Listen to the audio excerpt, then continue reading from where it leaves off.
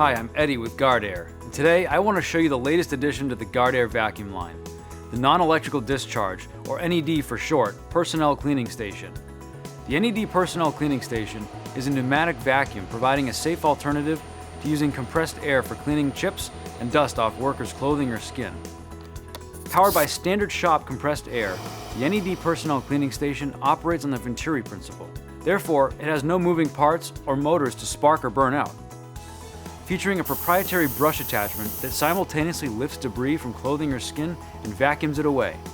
The NED Personnel Cleaning Station is recommended for use with metal dusts such as aluminum, bronze, magnesium, and zinc, agricultural products including flour, grains, and sugar, and dusts such as sulfur and coal. It features a 5.5-gallon durable polyethylene container and quick-release latches for easy emptying. The NED Personnel Cleaning Station comes with a vertical mounting plate, perfect for locating near machining areas, break rooms, or office entrances. With conventional vacuums, static electric charges can build up in a vacuum hose during operation. This can be a major safety concern when working with combustible powders and dust, as the static buildup in the hose could potentially discharge, leading to a dust explosion.